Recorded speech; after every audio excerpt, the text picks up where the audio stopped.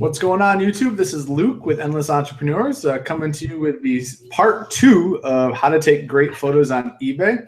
We've got the same cast of characters as last week and hopefully bring you lots of awesome content here. Brief introduction for me and my channel. This is Endless Entrepreneurs, and I am a part-time reseller on eBay, a full-time corporate finance analyst. Primarily sell clothing and have been doing so for quite a few years now. I'll let everyone else get a chance to introduce themselves, and I'll throw it over to Jason. Hey guys, I'm Jason, otherwise known as Prof Sales. I'm a full-time reseller on eBay and Amazon, and I'm more interested in helping you out with the why instead of just the what. And I'm excited to talk about photos on eBay tonight, so this should be a good show. Awesome. What's going on, guys? This is Chris, 10K on the Bay. I'm documenting my journey to 10,000 live listings on YouTube and loving it, and really grateful to be here on Luke's channel today to discuss photography. Hey, what's up, guys? I'm Casey. I'm the Rockstar Flipper, of course, on YouTube and social media, and I list on eBay and Amazon full time. And it's awesome to be with these group of other us four great guys. We call the Four Amigos already, and photography, our favorite topic. Can't wait to jump into it. All right. And just to kind of set the stage for those of you who may have not tuned in last week, I encourage you to go check out the first part of this video. We kind of set the stage going through each the way that we photograph items.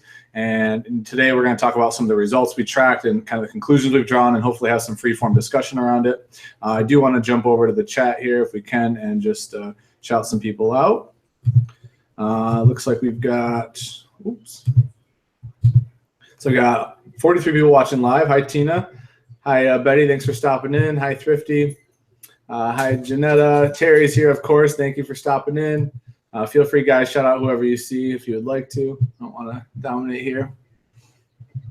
And all right. Well, I'm just going to jump. I'm going to jump right in, guys. I don't want to waste time getting to the topic here. I think we have a lot of good stuff, and we almost ran out of time last episode, so I want to make sure that we get to cover all the stuff that we've talked about. So I'm actually going to kick it off this week and talk about the results that I tracked in my business this week. We held each other accountable and set a goal to track the photos that we took in our business. We tried to focus around basic items, pants and shirts. We didn't get anything too complicated like blazers or suits, just to normalize the data as you hear from us on what we found out from our businesses. So for me, I need to actually flip over to my spreadsheet so I know what the heck I'm talking about, because we did track quite a few photos as we were going through. But at a high level throughout this last week, it's about 9 days. I started tracking a little bit before last week's episode. I took 867 photos of these particular types of items. And total time it took me to take those was 178 minutes. And the total number of items prepped through this process was 121. So for me, especially as a part-time reseller, that's pretty much like peak volume that I can churn out of those item types with the time of my week. For me, the really interesting part as I was going through this was breaking down the stats of just not only was that the gross numbers, but then so number of photos per item ended up being just over 7, which in my head, I thought I was closer to 6, which I'll touch on a bit later. Also, the number of photos per minute was just under 5 at like 4.8. And the total number of items per minute that I was able to completely photograph was about 1.5 items. So I'm going to go ahead and kick it over to Jason. Thanks, Luke. So I tracked the photos that I took over 5 days. These were primarily jeans, and I'm probably a little rustier on photos because usually my photographer is Karin, as many of you know, and she was not here. So it was a good time for me to do some of it. And I took a total of 323 photos spread out over 64 items. That worked out to right at 5.04 photos per item, which is kind of about where I thought I would be at.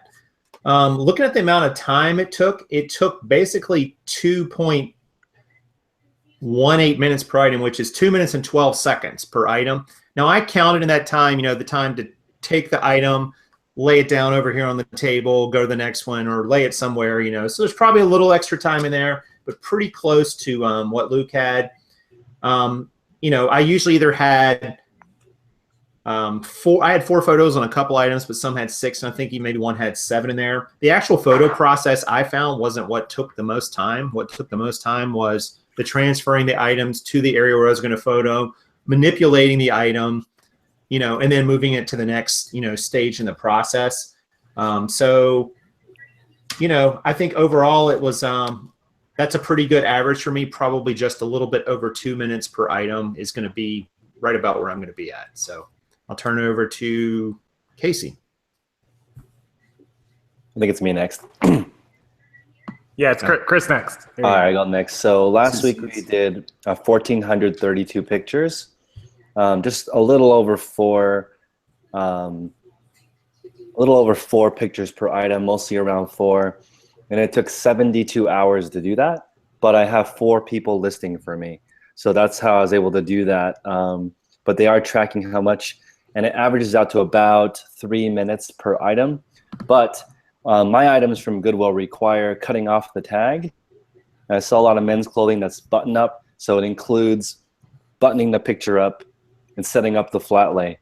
So it takes us 3 minutes to do one picture on average, pretty consistently, about 20 per hour. And we measure every hour on the hour how many we do. So that's where we're at. Okay, so last week it looks like I listed 220 items. We took a total of 1,056 photos, which when you divide that out comes out to about 4.8 for each item, which is right. I usually take 5 for most items, 3 to 4 for some. So that's right, just under 5 photos per item. Took us a total of 1,900 minutes, which is 31 2/3 hours. Remember, this is kind of split. Kate full-time and me part-time because I'm doing all of the sourcing. So essentially we only listed 5 days last week. We did not list last weekend. So 31 hours over 5 days, 32 hours is a little more than 6 hours of photos per day. Probably her doing about 3 to 4 hours and me doing like an hour or 2 of photos. So that's pretty much the breakdown there. A little more than 1.5 minutes to 1.75 minutes per item, just under 2 minutes per item for photos. And that's, again, 4 to 5 photos. All right, so we're hoping, guys, the format of this, I'm going to kick back off here, and I'm going to talk about really my main observations that I saw through tracking and kind of what I've either discovered on my business or what I think I might want to change and just things like that. And I'm going to try to be concise, and we're each going to go through the same thing, and then we're going to have more of a free-form discussion around it where we're asking some questions because I think we're all pretty curious about. This is the first time we've discussed live our results, so it'll be interesting to see how that banter goes back and forth. But the 2 main points came across for me when I was tracking. The first is that in my head and in my business model, I was using less photos than I actually take. I don't know how that happened when you sit there in front of your computer and list over and over and have the same amount of photos you import. But I think that it was so robotic for me that I just got used to like, oh no, I do 6 photos an item, 5.5. And as I started tracking, it was like between extra tag pictures or flaws or special features, it was like I was consistently hitting that 7 threshold all the time, sometimes 8, depending on the item. So I've really think I have to critically think about if I need to reduce the amount of photos I'm taking and be conscious about it, because that extra photo or 2 is a decent chunk of time when you're doing an hour of photography. So that was the real big thing for me first right out of the gate. The second thing was and I've kind of known this in the back of my head and I've talked about it a little bit, but I didn't realize how much more productive I am when I'm challenging myself with like timing or a goal. Like, you do so many photographs on a weekly, monthly basis, they come robotic. But you don't take the time to, in short windows, like really challenge yourself. And for me, it was like, when I started tracking the first time, it was like, yeah, okay, I'm going through. And then I started to see the results. I'm like, man, that's really slow. And the second time, it was like a race against the clock. And like, I'm firing shirts off to the side. I'm quickly buttoning them. It's a lot faster than I was the first time. I mean, flipping items, spinning mannequins, like, and I could definitely see the ramp up. So even though the time, I actually think I can get down lower than what I tracked because the first batch was so much slower.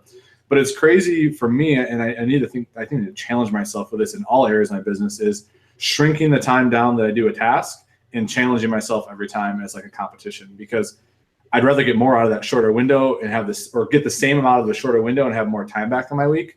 And so that really stood out to me, and I'm curious to see for everyone else if they experience that. It'll be a little different with Chris having employees too, with how he views that. Those are really the two big takeaways. And then also the third thing is that button front shirts take a tremendous amount more time than the rest of my items. And I sell primarily button front shirts, like probably 65-70% of my inventory, if I had to guess, is button front shirts. So, well, maybe a little lower now that I've been diversified, but still, like, I didn't realize how much extra time that takes, and they are usually my lower margin items. So it's actually something for me to consider. I'm not sure if I'd consider buying decisions being different, but those are really the main things that stuck out to me. And I don't want to ramble anymore. I want to give these guys a chance to talk because I'm sure they have lots of great observations. So take it away, Jason. Yeah, those are great points, Luke, especially your point about being timed. Knowing that you're timing yourself, that alone sort of creates productivity just because you're holding yourself accountable. And that was a takeaway I had as well. But I had two other ones that I thought about as you were discussing yours. And the first thing was I take photos with my phone, which is an iPhone. And I think a lot of resellers probably use that. And I noticed that this was probably after it was right somewhere around the middle of the first batch. If I got a text or something sold or a Facebook message or whatever, it was a distraction because it came with my phone, which was my camera. So I learned pretty quickly, turn those off, and that will help you because you won't be tempted to, I should probably see what that really is, just don't even have don't even have it there. It's kind of a pain in the butt, I know, to turn off some notifications. You got to turn them back on, but you can put it on, I guess, like airplane mode or whatever, and it'll shut down all that. And the second thing that I wanted to share with you guys was the batch size. And I went back and forth between this. Like a couple of batches I had, I tried to stay right around 10 per set in terms of just, tracking how much time it took me to take each set of photos. And I don't think there's anything magical about 10, it's a nice round number. But I thought to myself, if I would have tried to do, say, like a batch of 30 or 40, I think I have to actually get up on a little step stool to take one particular shot. It's just a one-step stool, and it's right on the table. And it's really easy. But just going up and down, trying to maneuver that and doing that 20, 30, 40 times in a row without stopping, I don't know if I would have been that productive or not. There would have been some sort of critical breaking point there where I would not have felt as fresh at it. It's just like anything else. If you practice something, you get better at it. But if you go out and just practice to the point like you're in exhaustion, you start losing the effect of that practice, or and I think it's the same here. So you got to find like your perfect amount of items to kind of go through. And like if you were doing like suits, look what you have, a lot of blazers and sport coats. Those are more time intensive, more measurement intensive. You got to manipulate the product a little bit more.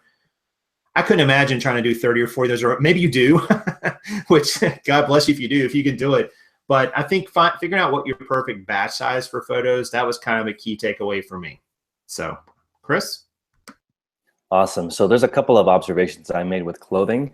And my goal with the clothing is to take pictures to reduce questions. If I could just take one picture, that'd be great, but people have a lot of questions. And so there's a few that take longer because of more pictures. And I try to photograph the shape of the item, the content of the item, the size, the country of manufacture. And so a lot of times those are in the same photo. And sometimes they're not in the same photo. And so for me, the items that it's all combined, you can see those items getting closer to 2.5 minutes, 2 minutes. And then the ones where it's a button-down shirt for men, I have to button all those buttons down and both sleeves. Those take upwards of 4 minutes. So that's where I average out around 3 minutes, but it depends on so many different factors when you're doing it. And I think that fabric content and sizing, I mean, sizing especially is often different than the measurements. So I think it's critical to show these are the measurements plus this is what it says on the tag. If you're selling used clothing, that's something that I found there's a large variance. As much as I want to say it takes a certain amount of time to list clothing, it varies greatly depending on where these tags are on the garment. Yep. Yeah, so I agree with Chris on one huge point there. Like the type of, whether it's an easy t-shirt that you can just flip on like I'm wearing or whatever and just throw it on, or Chris is wearing, as opposed to those button fronts. You know, Luke mentioned it. Even just a 3-button polo may take a few extra seconds because it's not just a t-shirt that you throw on. We've got bathing suits that we sell for women that I have to tie the strap to the back. There's just, it all depends. And I know some people on eBay, they're not part of this community at all. I just watch them. I can tell they're intentionally not buying certain items, like button-up fronts or whatever it is that they're not buying. And I can tell it's because of the time. And I can see that there are people that take like 10 to 12 photos. And I see in the chat there are a lot of people talking about doing 10 to 12 photos to max, I guess, the eBay search engine optimization out. So to me, like, we will batch all of, and this might sound kind of counterproductive at the end, we'll batch all the easy stuff together. We'll put all 20 t-shirts together so we can just knock out 20 t-shirts in a row and leave the button downs or button ups for the end, which is like I would call it my kryptonite, because when I have a bunch of stuff that's difficult and I leave it for the end, I'll procrastinate till the end. I'll go buy 20 more t-shirts just to avoid doing those pictures of those 20 button ups. So, but yeah, we do batch the easy ones together and the hard ones to get those photos quicker at the end. So I agree with that 100%. Depending on what you're getting ready to photograph will depend on how long it's going to take you and how much extra time you have to spend. So we see that daily because I buy such a huge mix of stuff. That's awesome. I think we're all in agreement on the avoiding the things we don't want to picture. That's for sure. So before we jump into Q&A for us within our little panel here, I want to remind you guys, hold all your questions to the end. We will save a significant chunk of time at the end for your questions. And when we do get to that point, please type the word question and then your question after, or a bunch of question marks. We'll be watching the chat, but it's a lot easier if we catch them at the end. Now we're going to kind of transition and start grilling each other because I actually have a lot of questions as I listen to you guys. So I'm going to kick it off and throw a question Chris's way. So in timing your photos, how did your photo productivity compare to your employees? I'm slower than all 4 of my employees now because they do it more than me. So I can't compete because they're doing this. And to Casey's point where he's sorting before, when they come pick up a batch from my house, it's all identical items. It's all t-shirts or all pants or all jeans, specifically for that reason, because I want them to be able to do it at speed. And then plus, then they're doing the same description over and over again. They can get into a groove. And when I just list what I have, and it's mixed. It's a mixed lot. I don't have the ability I just do what needs to be listed. But since they're doing the same item, they're much faster already.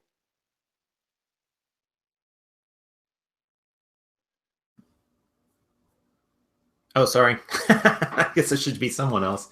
What do you guys think? I mean, I know what Luke does with this because I know of what he sells, but we were talking about this before the show. And so I just wanted to kind of throw this out to Casey and Chris. All right, mannequins. Let's dive into those a little bit at some point here because that seems to get asked about an awful lot. Not as much with pants, obviously, because they're, not always usually have the ability to put pants on them. But if you're selling any kind of top, a blazer, a coat, a shirt, a pullover, a blouse, whatever, fleece, hoodie, what are you guys' thoughts on the risk reward? Risk is probably not the right question. How much reward there is for putting an item on a mannequin versus the time and energy to do it? Is it worth it? Is it something that makes sense for the business? Thoughts? I'm just going to throw it out there. You throwing this at me first? All right, that's fine. No, I was thinking, I know what you have to do. Yeah. Because of what you sell, but these two guys sell a little bit different. I can't wait to jump in there, but go ahead. Well, I'm going to answer just because I'm probably not going to answer the way you think. So for blazers and suits, I don't even think it's a discussion. I think, and this is just me being very opinionated about it, I think you have to use them if you're selling very high-end stuff because people want to see the way it falls, the vents, the body, all that stuff. But I want to take that out of the equation for my answer. I'll leave that for a different day. But with the stuff we tracked, I'm starting to think in my head, right, if the time is comparable, so to photo mannequin versus flat lay, I say go mannequin, right? Because you're not losing any time. I think it does add value, presentation value. I don't think anyone would argue against that, but again, maybe they would. But I just think that time for time, if you could do it, I think it looks nice, especially from a man's perspective. For a dress shirt, they want to see the tuck line and how it fades, right? from a women's perspective, it Absolutely. might not be as big a deal, but the tuck line is a huge deal for, especially for dress shirts. Now, if there was significant time savings of flat lay, I think I would consider it for my lower margin shirts, because I don't think that I'm asking enough extra of my items on the mannequin to justify the extra time. I mean, you're talking, I think I would still ask the same price, whether it was mannequin or flat lay, for those items, if that makes sense, because they're more of a commodity. I agree. Chris, I want you to go ahead and comment on this, but don't let me forget what Luke just ended on as far as the asking price on the item, because I had this come up the other day. But Chris, go ahead, because you were ready to jump on it. I'm ready to jump on this. I'm going to throw in something that's interesting, which is on the eBay mobile app, the pictures are square.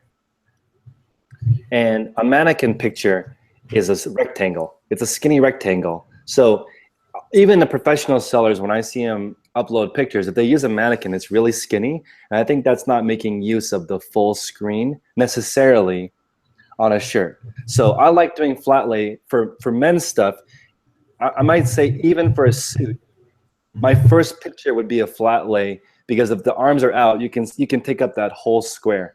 Now, I do think that you also need to measure the item while it's flat, for me. So I think that's a huge, when I measure items, the items are flat. So I have a way of taking pictures where I don't have to take measurements now. And I think that speed-wise, not having to take measurements is a separate process. It's much faster. Now I'll say this, my average item is $18 plus shipping. If I was gonna sell a suit, I don't think I would do it, or anything that's, I would say $45 and higher would be worth my time for the extra time it takes to measure. Because since I can completely skip the measuring part with this process, but I wanted to not forget that the picture is square. That's why I wanted to jump in there. And I can take up more real estate on that picture with the flat lay. So, and I'll comment back, and I'm gonna let Casey jump on that, because that's a really good point. Like I honestly hadn't really thought about that. It's not even a rebuttal, but just what I do for my photo process is I take an angled photo as my first one, which is the presentation photo. So it's like shoulders and top shirt, and so it takes up the full square. It's not an angled shot, or not a rectangular shot. So at least for the presentation standpoint, which if you're thinking mobile view, I think I have that covered. But it's a great point as the photos keep going, and I hadn't really considered that. Like that's something to really think about. The second thing will be that I just sold a Giorgio Armani suit for $120. I don't think I could have asked that price if it had been flat laid. Like, I'm very convinced about that, and I know Casey's going to jump on it, so I'm going to punt it to him. But I'm very convinced that I couldn't have asked that price for it. And maybe I'm just patient enough to hold out for it, but I wouldn't have asked that price if I flat laid it. So go ahead. Yeah, absolutely correct. So I'm going to probably take the heat on this one, and I'll willingly take this from the three of you as per my typical. But okay, so I agree with Luke. You're definitely not going to be able, this is my point at his end of his last one, you're not going to ask the same prices for an item as it's flat laid versus mannequin. If you go to the biggest, we talked about this last week, if you go to the biggest sellers on eBay, you go to magazines, you go to the biggest retailers you know of, designers, it's mannequins. You don't see people very rarely with flat lays. I don't have anything against flat lays, and I don't have anything against anyone that uses flat lays. But I just think it looks like a professional selling item if it's on a mannequin. I understand the time difference that Chris gets out of it by having the flat lay in the measurement. I understand that. And don't take this the wrong way to anybody. We're eBay sellers. We're not Armani. So we can kind of get away with it, and that's okay if you want to get away with it. To each their own personal preference. But you're not going to see Armani lay a $1,000 suit or even a $120 necktie on a flat lay and post it on their website. It's not going to happen. So I always try to model myself after what would Armani do, what would Gucci do, what would whatever do. So that's my side to it. The flat lay thing to me, and we mentioned this at the beginning, and here's where I'm going to take the heat. I think that the flat lay, some people always said to me, do you think flat lay people are just being lazy? And I said, no, I don't think they're being lazy. I think that they're trying to speed up the process, which is a great thing to do. But at what what are you giving up to get that speed? Are you giving up that presentation? And I believe that you are. A lot of people are going to argue against this. A lot of people are going to hate this because flat lays became very trendy on Poshmark and Instagram and just across the entire community. So I understand a lot of people like it. And I'm sorry if you use flat lays, but it's just not me. Okay. Now I'll wait for all the hate comments on my channel. Don't leave them on Luke's. Well, I mean, I think, and I kind of threw it out there, and I'm kind of the neophyte here because of what I sell. I don't use a mannequin that often. And I would argue the same as you guys. I think on a mannequin overall, it's going to look more professional. It's going to look more appealing. Probably just about any item, assuming you've got a mannequin that you can fit it to correctly. But the real question is not if it's going to look better.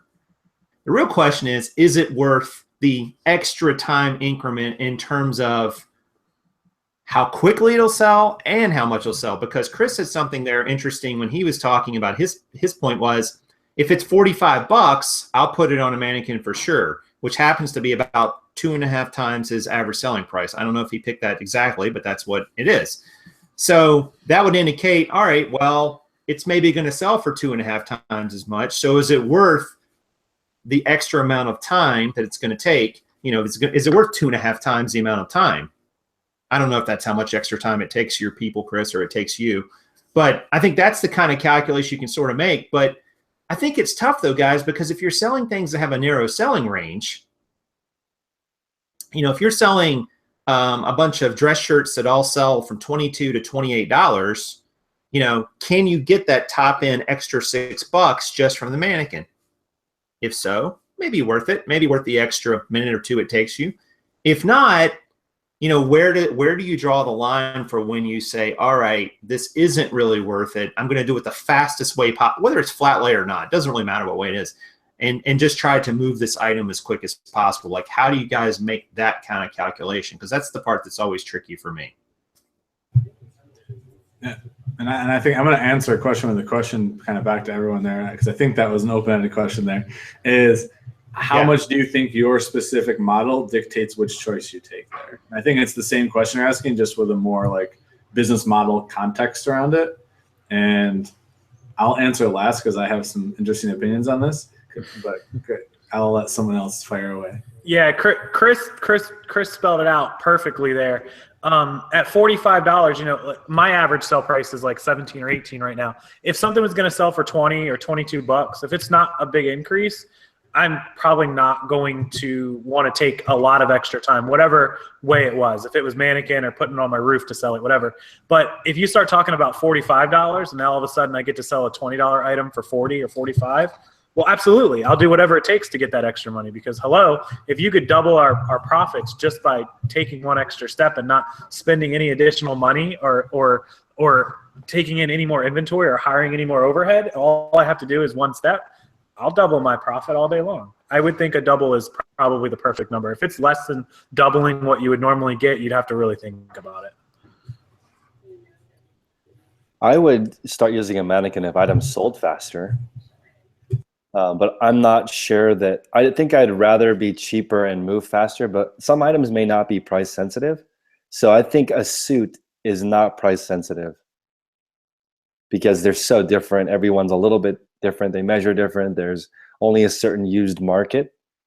Most of the suit sellers I know don't even use best offer.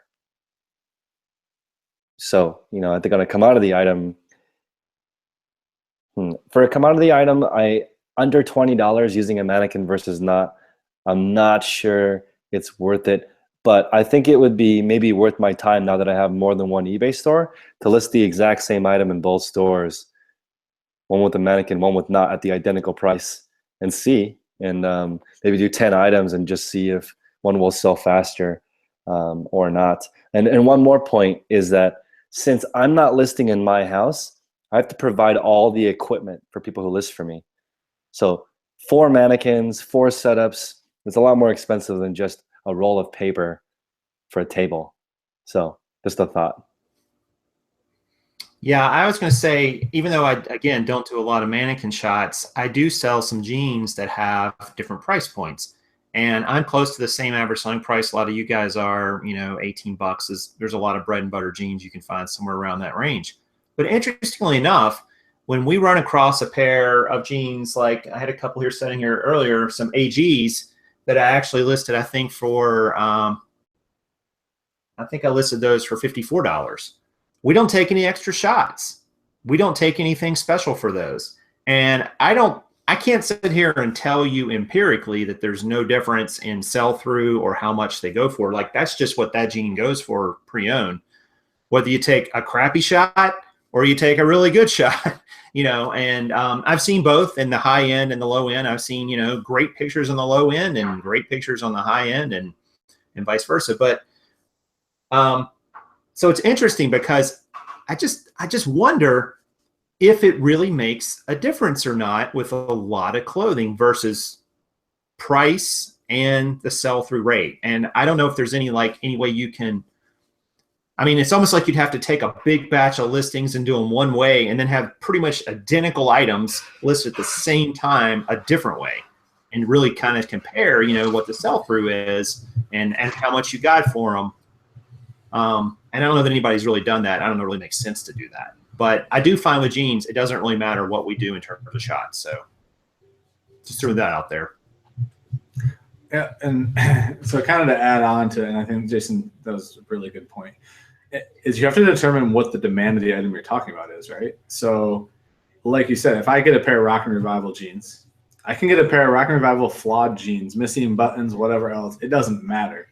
I can take average photos at best, throw them up, and they'll sell in a week and a half, maybe 2 weeks, as long as the price point's in the ballpark, right? Like, they're gone. They're going to fly off the shelf.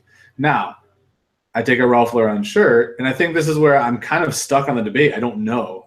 Is someone asking $19.99 for the Ralph Lauren dress shirt, and me asking that, and they flat lay and they take a couple pictures. So I'll just say Chris, and this is not like I'm not picking on your mom, but like, if you did that and I did it with my mannequin with 6 shots, with an angled shot, highlighting the pony, the contrast, the color, it's a commodity-based item. Do you think that matters to the buyer who's looking through 1,000 of them, right? Where yours might get buried in the 2,800 listings there are of that particular style and shirt because it has 2 photos versus 6, or it has, you know, I don't know. And I don't know the answer to it. And I just think that you can't talk about it as one big philosophy. You have to talk about it in silos of categories, right? Like commodity versus a high demand item, the type of item, and you even have to say female versus a male item because, right, the presentation I think matters. And so I don't know. I think that model and what you're trying to accomplish matters so much, and that's why not really. I don't think what Chris is doing is wrong versus what I'm doing is wrong. It's what's right for your model, and the price point, the sell through, the scalability, all those things dictate whether you go the mannequin route or the flat lay route. I mean, I'm going to flat lay all the LL Bean pants I just got. Granted, I don't have a mannequin to slide them on, but. And does and this is the other one. This is another question back to you guys. Does multi-quantity make a difference? So if you could do multi-quantity of 10 SKUs, would you do ridiculously professional photographs of them? Absolutely. 100%. No question about it. And I just get to make my joke for the night. Luke's doing LL Bean flat lays because he realizes there's like 30 million of them sitting there waiting to be listed. That's why he's doing it. I'm driving by there with my camera when he gets those things, man. I'm taking some unauthorized footage. For anybody that doesn't know, I'm going to jump on Luke here. He did his first bulk purchase of LL Bean, and it's like 3,000 pieces. So he's got a lot of work ahead of him. So these shows, I feel like these shows were self like help videos for Luke, like to mentally prepare himself for the for what is to come in the coming weeks.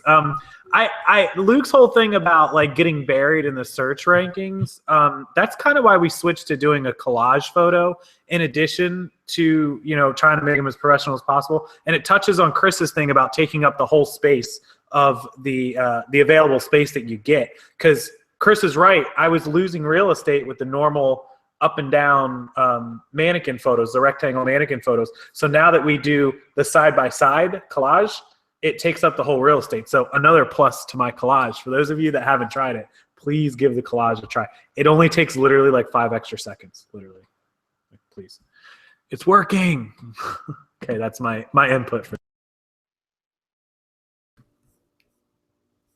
Casey, will you put in the chat what program you use for the...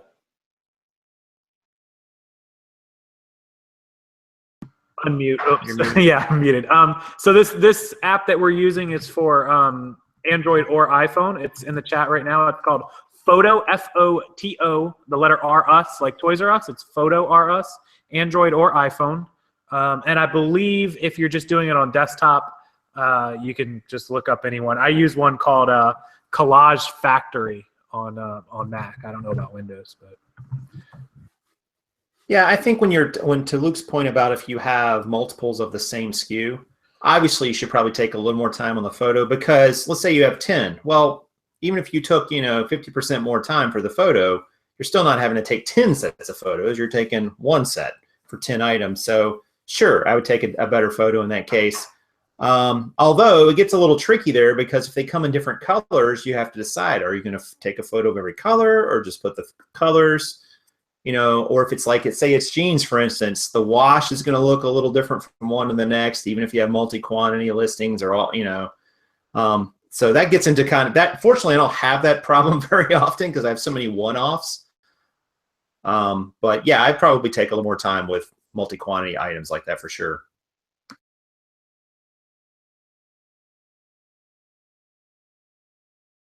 Did you guys okay. want to? So, oh no, sorry. I was reading the chat there. I know it's not Q&A yet, but some people were asking about the flat lay mannequin and the backdrops and changing the backgrounds or what's behind them if you are switching or doing one or the other. So Chris, tell us, because you're doing the flat lay, so tell us what you guys are using and if you had to change out or if you were going to do mannequins.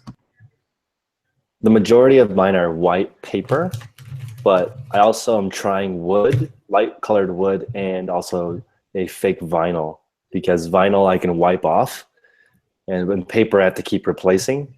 And also on wood or tile, it doesn't look bad if the backdrop is dirty for some reason.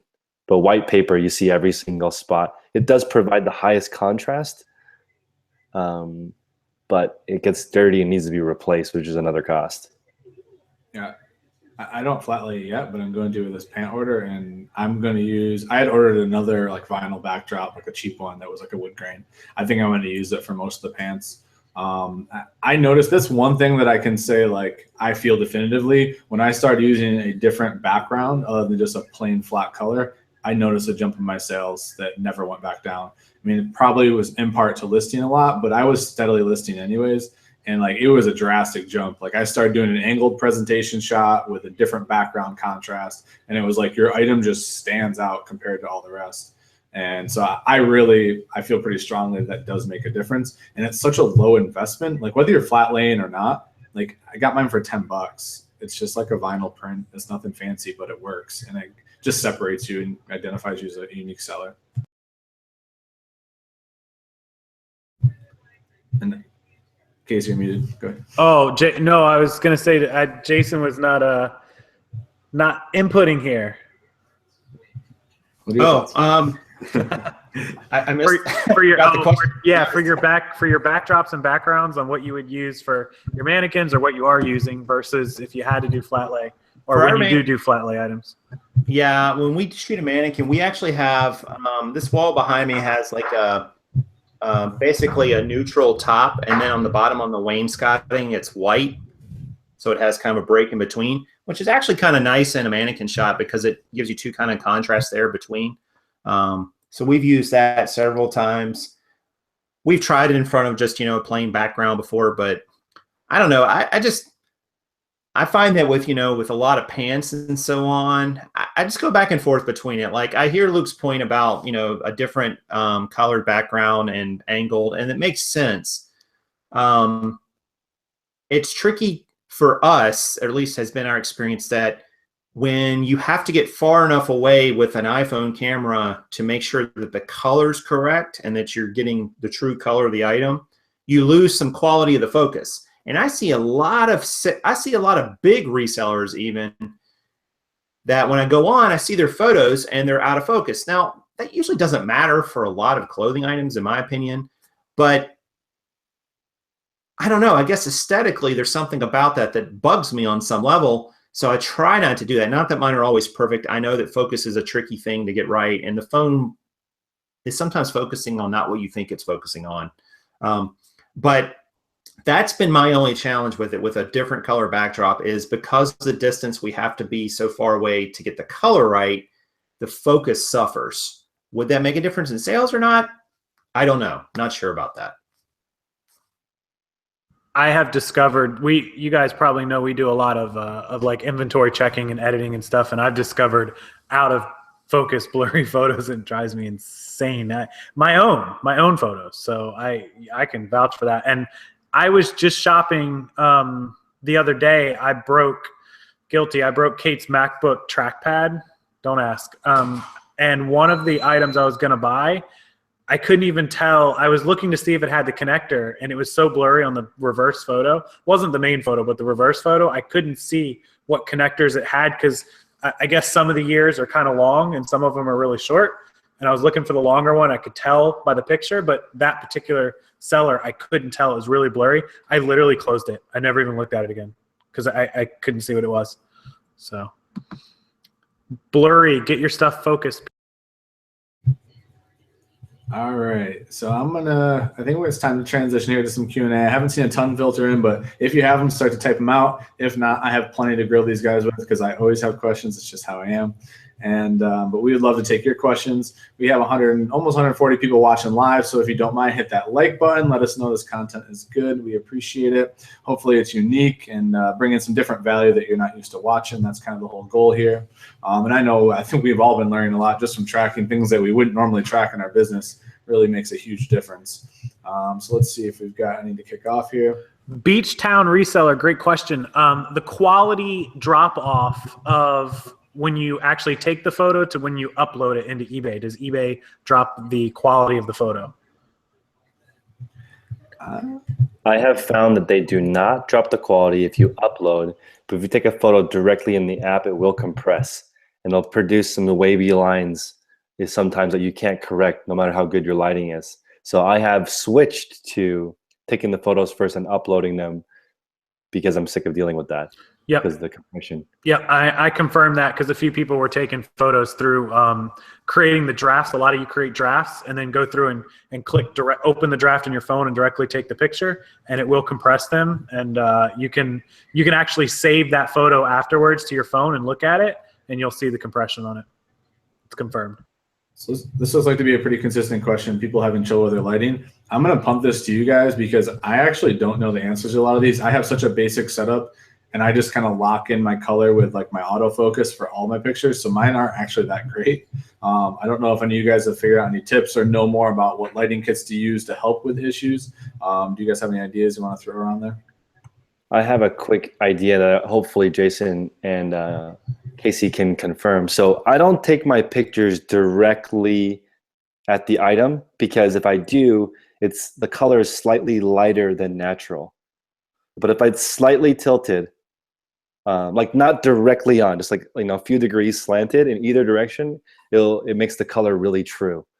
So I don't know why that is. Maybe the way I set up my lighting is wrong, but the direct picture is always lighter than slightly at an angle. So I just take all 4 photos at a slight angle, and they seem to be pretty natural. It's going to depend on how you have the lighting pointed at the item.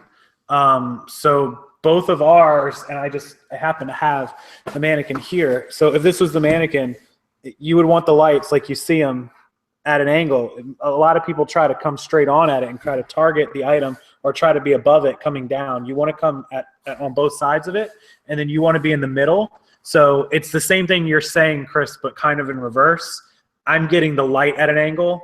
Once my picture's hitting it, it's getting the angled lighting. So make sure you're not trying to take a straight on picture with a straight on light. I've seen some people that, it was funny, I saw in like some Instagram stories, they had the light straight on with the mannequin and they were standing there and they were trying to lean out of the way of the light. And I was like, that's not going to work. You got to move the lighting. And so you can kind of test that at your house or wherever you're taking your photos. Move the lighting, like move it a little bit to your left or move it all the way around, and then make sure. Some people are doing it with one light. You definitely can't do it with one. You got to do it with 2. Get 2, and then see, like, test those angles, and then test the angles that you're taking the photos at. You'll see the difference that Chris is talking about, where the light, literally just the angle that you've got that picture, that those lights set at. You'll see the color in the shirt. Sometimes you'll see like a pink, and then all of a sudden it'll turn to like almost a red. You'll see, and we talked about the difference in color sometimes last week. So whatever you end up getting as the color of your photo, make it consistent. Like whatever shade you get, definitely consistent. Yeah, I second what those guys said. And the only thing I would add to it is one thing I learned from my weekend volunteering is that balanced light is your friend. especially if you have lighter tones like skin tones or a light tone item. If you can bounce the light onto the item, you don't get that harsh overexposure, which is very difficult to get rid of sometimes. You have to, again, you get into this thing of where you take the camera far back enough that it's not overexposed with the light, but then you can't focus it on the item. And Karen will tell you too, she likes to tap the photo at a specific place on an iPhone, for instance, to get it to sort of focus there. Now that can be a little tricky because if you do it on a really dark patch of an item, sometimes it'll get too light. If you do it on a really light patch, it'll get too dark. So sometimes you have to kind of do in between both. But I like Chris's idea too about, being angled. I usually do that when I do a square shot of like, the butt shot of jeans, for instance. If I do a square shot of that, I'm usually at a slight angle because straight on does get some wacky colors. So definitely agree with that. All right, I'm going to hijack the questions because it's our chat. What height are you guys' mannequins at? That's a good question. It's like, pretty. is it waist high? Is it a standing one? Mine, I have mine on it. You guys might be able to see this from here. Maybe we have ours up on a table, on a lighted table there. So it's pretty much at the height that I am. It's a little shorter than me. I'm like 6'1". So it's probably around like 5'10". It's full height. Do you stand? You stand when you do it, right? You're not. Yeah, I stand right on. I stand right on with it. And it's just a little, like if I went and stood up next to it right now, I'd be just a little over it. That's standard for us. We do, like if we're doing like sometimes like some of the hoodies and stuff, my female mannequin is a lot shorter. My female mannequin is smaller. My male mannequin, literally, if that was up on the table, it would probably be at like 6'3", 6'4". So mine are life size actual height. And mine's broken, but it's propped up on a table similar to Casey's. So it's probably right at that 5'10", 5'8" range. And I'll sometimes, I know you're kind of getting after the light angle question here. When I do my angled shot, I'll actually hold it above the item and angle it down, so I get a nice downward angle of that first shot. Really exposes the color nice. That's probably my best picture of all of them, because then as you back up and whatever, it kind of the quality goes a little bit. But yeah, mine's about that height. And yeah. I know Jason doesn't really use a mannequin, but why don't you talk about the height of your table, because it's still relevant. Well, we do use it occasionally, and Karen was just telling me, it depends on the height of the item too. If you're taking a shot of a dress, it's got to be taller, obviously, and then if you're just doing a T-shirt. But for the most part, we keep it probably around the same range you guys are, like 5'6" to maybe 5'10" is the neck of the mannequins. Somewhere in that range. You want to have comfort for the photographer more than anything else. So I think that's important too, especially if you're gonna be taking a lot of shots on it. You can always adjust the lighting to get that right. So, but the mannequin height, get it where you need it for the items you're gonna be taking, and then move forward. Cha-ching. How high is your table? How tall is your table, Jason? This table is 36 inches, I believe, or 42 inches. Excuse me. We have it all the way at the highest part. So we're trying to avoid any sort of having to bend over, because that hurts your back after you do it, a few hundred times a day. That's very true. I'm going to ask a question Jessica had, and I think it's relevant, especially because we ended our chat last week talking about this. She asked, "How do you feel about modeling clothes if they fit you?" So I'm going to kick this to one of you guys, and then I'll answer at the end. I would love to see Chris model some photos of some clothes. I only model women's clothing. Oh, so I'll leave this to Chris to answer this question any further. Wow. No, I think if you model your clothing, it's nice because it's the same effect as a mannequin though, and it takes longer. That's all he had. That was it. Karen just laughed in the other room because it's a 30-second delay, so she just heard the question. We don't do it. No, I see modeling working so well, and obviously we've all seen the don't do that modeling pictures, but I think modeling is amazing. If I could afford a model full time, I bet this stuff, the sell-through rate would jump through the roof on this stuff. I can't even tell you. I mentioned it to the guys last week about, I don't know if I did it publicly or privately, but a girl that lives down the street from me that has her own website, she models every piece of clothes. She's not an eBay seller. She's not an Amazon seller. She just has a private social media website, and she sells like 50 pieces a day. and it's all self-modeled. And I guarantee you 75% of her sales are because of the modeling that she does. And she does the modeling outside in natural light, and she does it like in a field or in a, a nice place, gives her a good background. I think modeling is amazing. I think it's like one of the single best things you could do if you can do it. I think that if you had a niche, right, and you had multiple quantity items and I think you could really you could separate yourself, you could scale with it, and you could ask for a higher price. And you actually could control, like you said, the platform you sell on, if you had a niche like that and could model it and do that, because it just adds a whole different, like, I don't know, environment to the photo, basically, that you're not getting from the stock mannequin, flat lay, whatever. And it just adds intrinsic value to it. So that'd be what I think. Also, I'm going to throw this out there real quick. My table is a foot tall. So even though there's a lot of bending action, well, for my listers, it's a foot tall. For me, it's 2 feet tall because they're a foot shorter than me.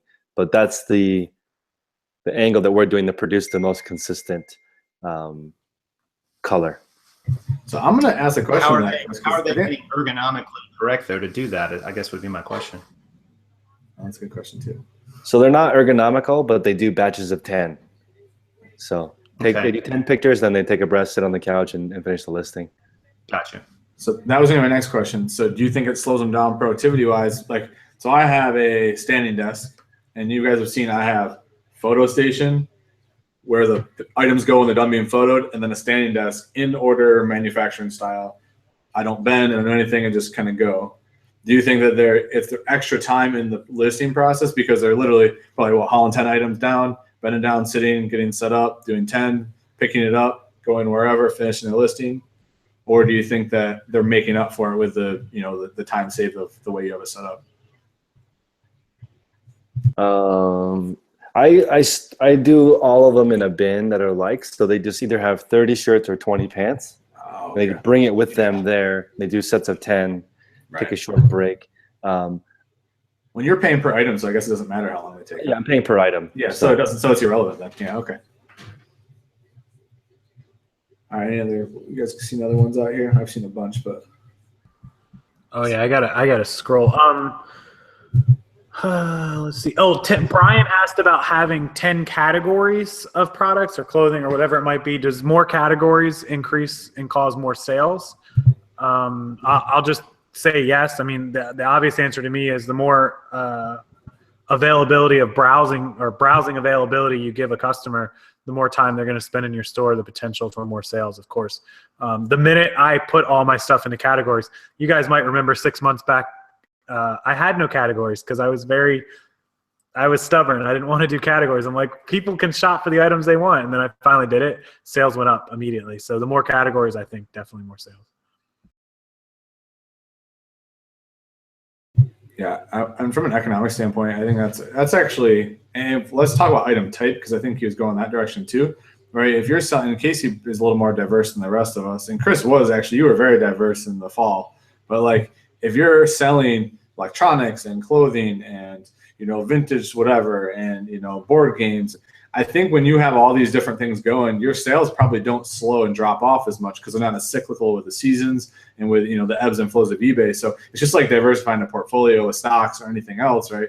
When you have a bunch of everything, right? You have a slow rise or a slow fall. It's never going to be off a cliff either way usually, unless you're picking amazing items. Then you might just skyrocket anyways. But I think that's a great point because we all are pretty much one-trick ponies, minus Casey does a lot of video games and pawn shops type stuff, but I mean, the rest of us are like, what? I mean, 95% clothing? I mean, is that, what about you, Chris? Well, I wanted to make the comment that I think that you only need one picture with new with tags. So if we all start switching to potentially selling a lot of new with tags, item closeouts or liquidation where there's one each, if the item's in perfect condition, you can get away with just one picture and optimize everything else. More pictures is better, but I think you could get away with one. When I look at huge sellers, a lot of them do one picture. Almost isn't BHFO 2 pictures? Don't they just do 2? 2 pictures front, back. Yeah. So Jason, what do you think about that? Because I mean, almost like like the folded shelf look, right? You walk into a Macy's and it's folded with the tag out kind of look. And that's all they need? Is that what you're thinking? They're not folded that way though to sell them. They're folded that way to store them. So I don't think that's really a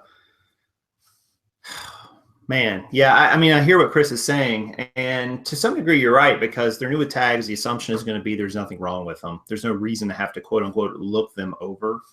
And if you're doing a mannequin shot, you know, front and back, you're kind of seeing the whole item. You know, maybe not up close, but you're seeing it.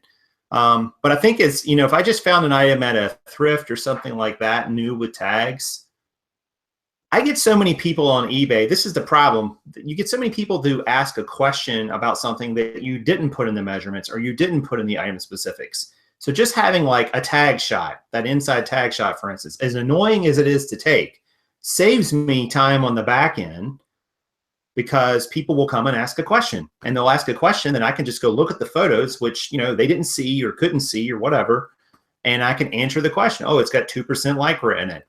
There it is right there, you know, and I don't have to go find the item and go, you know, to answer the question, which might not be, you know, very efficient, especially if it's off-site, it's some other inventory space. So I think even new with tags, I think to Chris's point, though, we probably do take less photos on new with tag items. I don't know if I would only go one. That gets into, you know, a whole nother question of, you know, if you're not showing something material about the item, you know, like if you're just showing the back of a pair of jeans and not the front, and it had this wild stitching on it, and you don't show it, people are like, well, you know, I didn't know it had that. So you're just going to generate some returns that maybe could have been avoided if you'd taken even just one extra photo. Isn't eBay requiring more than one photo as well? Isn't that why BHFO does too? Because they have to have more than one. Oh no, on new items they don't. Only on used. Yeah. On new you can get away with one. You can, yeah. Right. Yeah, and I see so many resellers too. I don't know about you guys who are using photos that are clearly from like manufacturers' websites. And I don't think they're all authorized to have those photos. I only have one listing ever that's been ended by eBay, and it was because I used the stock photo from the website. And the reason it was because that company owns that photo. I didn't know the reasoning why it was ended, but it wasn't a Vero, but it was like, that picture belongs to us. You can use other photos, but just not this one. So I'm absolutely terrified of Vero and trademark and anything. So I will not even use a stock photo, even if I put 11 of my own photos. I will delete the stock photo, period. that's a good point. That's a good point.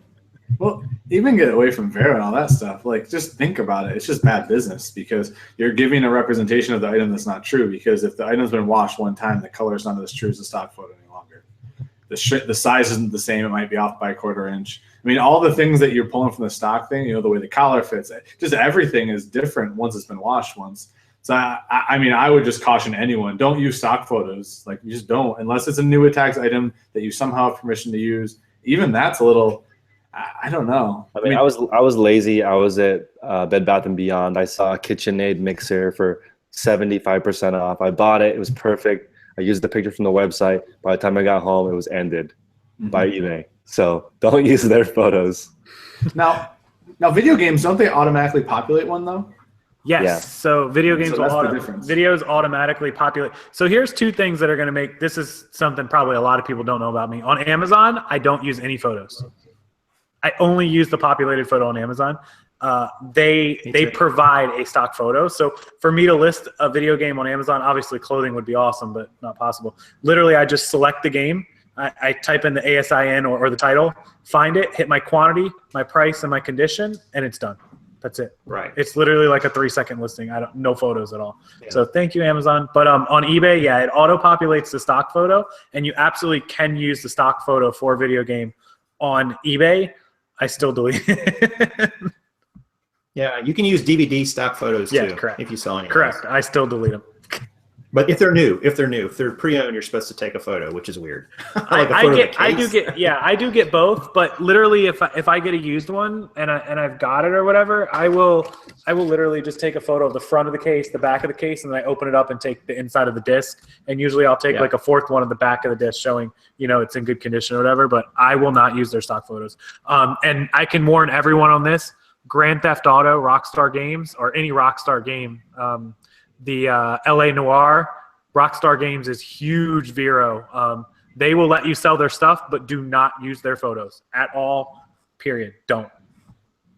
You didn't try to apply and say, hey, I'm Rockstar. I should be able to use this. That didn't go so well. I did respond to their email with a, hey, what's wrong with this? And I received an email back that said, please don't reply again or the next email won't be so nice. So Rockstar is not nice. Like the mafia.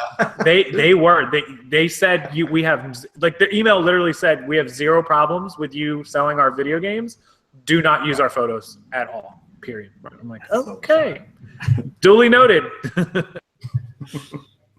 All right, guys, we are right at the 9 o'clock hour, and we have we try to stay diligent to our time frame and respect you guys growing your businesses.